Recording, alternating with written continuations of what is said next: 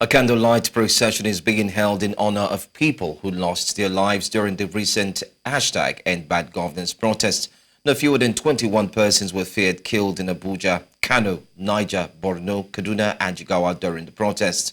During the protest, Nigerians took to the streets to express their dissatisfaction on the state of the economy after the removal of fuel subsidy, which has led to high cost of living. Well, we'll bring to you more updates on that. But in the meantime, the ongoing nationwide End Bad Governance protest no doubt has affected economic activities and left tails on both the rich and the poor. In this report, new Central Correspondent Austin Azu focuses on how the exercise has affected market men and women in Port Harcourt, the River State capital. A viral video surfaced on the social media where protesters gave stern warning to marketmen and women in Port Harcourt to lock their shops throughout the remaining days of the ongoing nationwide End Bad Governance protest in the state and join the movement. The warning came with threats. Everybody living in River State, tomorrow, next tomorrow, the other day after next tomorrow, there is no shop that is opening. Everywhere is shut down. Though the protesters in the oil-rich Niger Delta state were seen on the roads and streets, until suspected thugs invaded them on day 7 at the federal secretariat. Meanwhile, how has business become for these marketmen and women in Port Harcourt since the protest started in the States? My business, see my cooler now, I see full and drinks full inside. I need a first sell. I know it's sell again. If you manage sell 5,000 before, now you don't even carry 1 naira go house. So. You understand? The thing truly affects me. The protest that affects our business well. My brother, the protest don't crumble my business. Right from day one, when this protest starts. For the first day, I don't even come out. Second, I don't come out. As I come out, before 12 o'clock, we close. Then say, come, we run, go house. The same day, up to today, say, see where my market day, see where I can stand. Just to the look main road. I know nothing we do again, I beg. More can help us, I beg. As they do our business now, they go like they go before. Everything just they cost. At the same time, go on self, they know they open shop, meet up on time. The business just they go somehow, we just they manage them, they do anyhow we see, we collect and like that. As the End Bad Governance protest enters day 10 and the last day, the hunger protests have been suspended by many states following the nationwide broadcast by President Bola Tinubu. In Port Harcourt, for News Central, Austin Azu. And talking of Austin Azu, he joins us here this morning on News Now. Austin, quick one. Do the people of River State believe that the protest was indeed impactful? Having seen in that report that there seems to be counter reactions of what the protest had done, especially to businesses and livelihoods. But first of all, let's find out what the general thoughts were or are concerning the protest.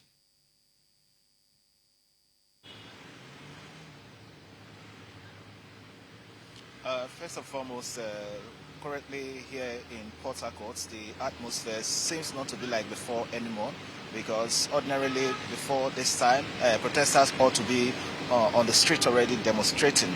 But currently, when we had some invaders that invaded them on the 7th, so it seems the protest seems to have relaxed.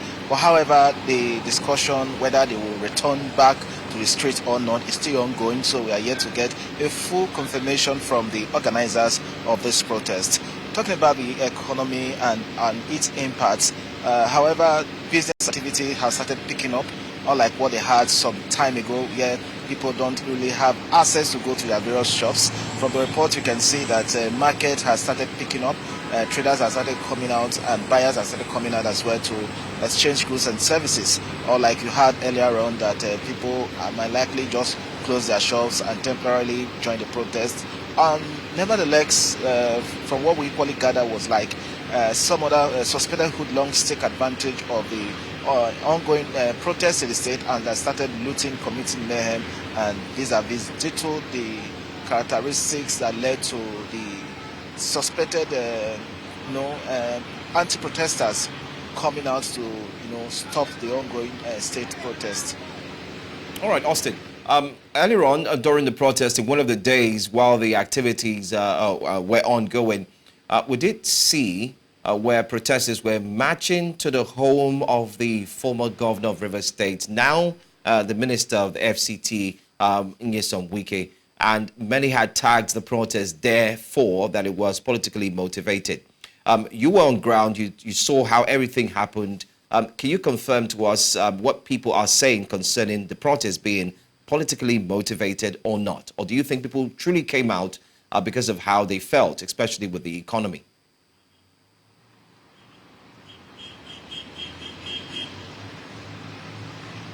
Yes, I can confirm to you that the 1, the 2, the 3 seems to be like the real protesters coming out to, exercise their franchise, and the 5 and 7, the 5, 6, and 7 seems become like political, engagement. However, day of the 7 was so very clear when the anti-protesters intercepted the real protesters and they started beating them up, and they started, there was kind of rumbles within the state capital, and the police have to step in. However, fingers were pointing at different political gladiators in the state.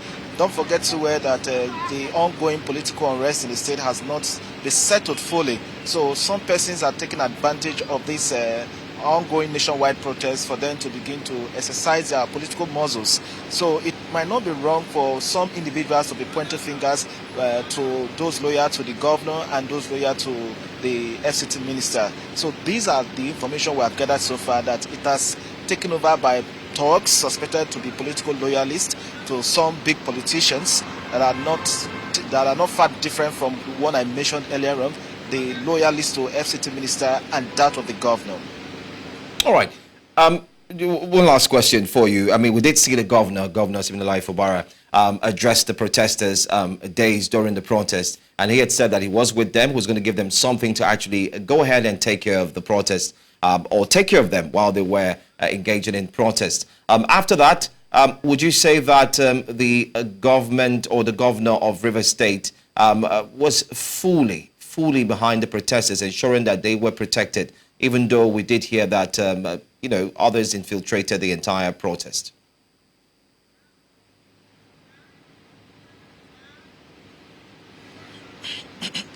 First and foremost, let's understand the fact that the governor is just the chief security of the state, but he doesn't control security.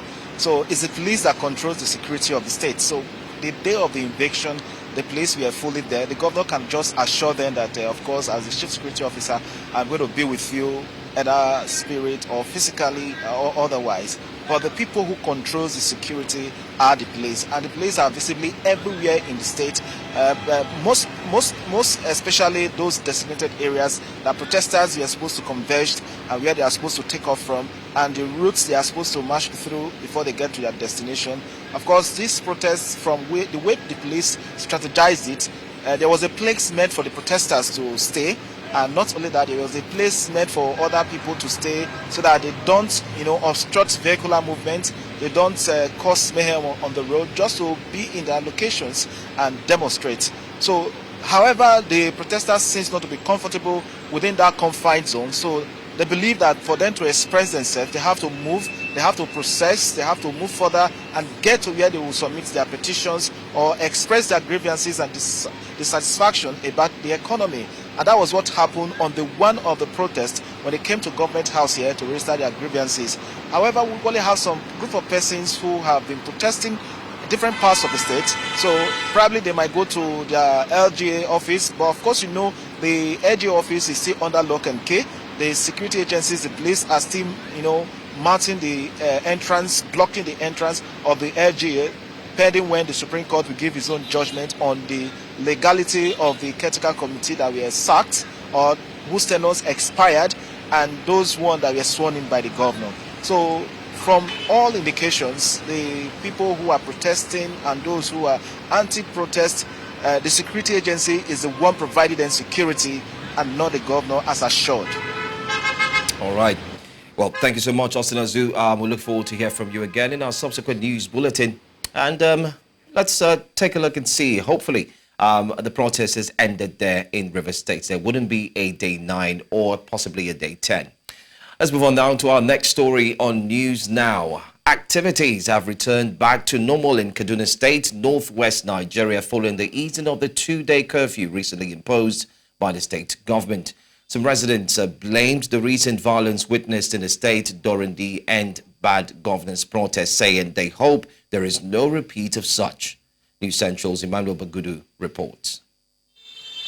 Ahmadu Bello Way and the Kaduna Central Market back to life after shutting down for 2 days. The citizens of Kaduna State can now go ahead with their normal businesses following the relaxation of the curfew by the governor, Ubasani. Now the citizens have confessed that they have learned their lessons and will learn to protest in peace so that they will avoid any situation that will make them go back to their homes as a result of curfew. A lot of people have opened their shop.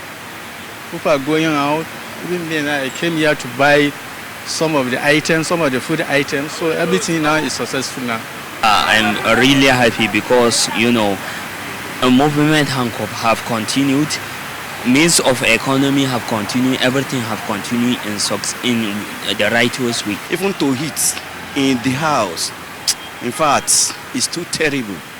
But now that we get more relief now, people can move out. Anybody that can use Okada or do many things to get a daily something to feed his family, he can be going to his work now. Some of the residents acknowledge the fault of some of the protesters whose alleged act of violence and looting made the state government to impose the curfew. Kullum da aka ya zama mana kamar darasi kenan. Matasan mu karana wayanda suke yara abin da suke ba su kyauta ba. To amma yanzu da muka dawo kaga ya kamata mu koyi karatun tanatsu. A gaskiya ba su kyauta ba. Su san cewa kamar yanda suke ganin sun ɗibi dukiyan wasu akan ba su da shi, to haka duk wani wanda suke ganin yana da wani abu a dacin shi na yana da mataki ne kamar su abe da komai har ya nema. Da haka abinsa ba na gwamnati ba ne. I am feeling very very happy. Ina jin daɗi sosai. Ba don komai ba saboda zaman nan da muka yi na gida gaskiya mun ji a jika domin Allah. Duk da dai an yi abin da ya kamata. An yi hakan ne saboda gwamnati san halin da talakawa suke ciki. But amma hakan da muka yi an yi daidai, wani wurin kuma za a ce ba daidai ba. Ta wurin da ba daidai ba matasan mu gaskiya sun yi sata. Kamar mu yanzu ƙananan 'yan kasuwa a ce ka zo ka kasa kawai a zo a kwasan ma kayan nan namu ba na gwamnati bane, namu ne saboda muna yi ne mu samu mu rufa mu junan mu asiri. The 24-hour curfew earlier imposed in the state had really affected livelihood and other businesses. It is expected that lessons have been learned and citizens will respect the current restriction of movement from 8 to 6 p.m. so that the state will return to its normal shape.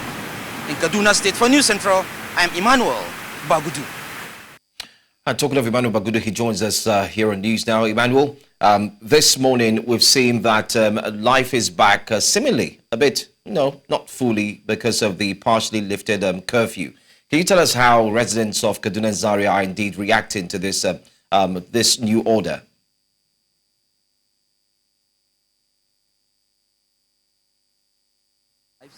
Even though it's a bit restricted, and of course they have adapted to the situation yesterday when it started.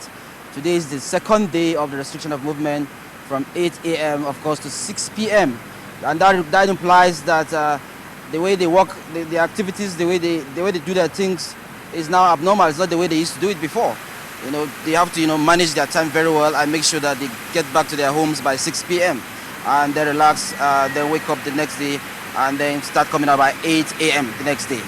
That is the situation they have adapted to. But we are going to be tilting our attention towards Zaria, who are also facing the same fate. Because we understand that there are other people who are affected during the military, enforcement of the curfew. And then of course we know that Ahmadu Bello University and other federal institutions have actually suspended exams because of the issue. So we're looking at that, by the time we hit Zaria in the afternoon. All right. I'm looking forward to move to Zaria to also see how the educational sector has been impacted on. But then again, or is anybody out there in Zaria or in Kaduna, are they ruining their chances, or are they actually wishing that the protests never took place? What's the feelers like? You've spoken to some of them. Do you think they would have made a different choice rather than accept that protests should actually ensue, or there shouldn't have been any protests, looking at the losses as well? Generally here, the general thought here is that the protests should have gone on, because they expressed a lot of feeling of anger for the fact that the government, instead of listening to the cries of the protesters, they went ahead to impose a curfew. And then of course the general ambience here is the fact that the youth are actually after when you look at it, they are not even complaining. The complaint they made, if you listen to those Hausa sound bites, the complaint they made was that the looters, the hoodlums, actually are attacking innocent citizens, and they are saying there's a word they say that they should not transfer their anger, their aggression, their anger with government on their fellow citizens, which are the traders. So which means they want the protest to continue, and then if anybody has a grief, he shouldn't attack an innocent citizen. He should address it together with the government. So they want the protest to go on, and then but they don't want crime. They don't want crime. So those are the words those Hausa speaking respondents actually were calling for. Yeah. All right. Finally, very quickly, you had reported that the management of the Nigerian army were to meet with Sabaru Zaria community. I mean, over the case of the killing of the teenager, I'm talking about Ismail Mohammed. Any developments concerning that? Yes, I confirmed that from Mohammed Husseini, the father of Ismail Mohammed, the deceased. He told me personally that they had a meeting with the Nigerian Army Corps of Military Police, and that is the arm of the military. That's the arm of the army that is meant to do a court martial after they suspect that there's a military officer has committed a crime. So they said they are going to get back to them after investigation is completed. So we're going to be following that investigation to see how things are unfolding. All right. Thank you so much, Emmanuel Bagudu. We look forward to hear from you again, especially when you touch down Zaria, and hopefully we'll get more updates.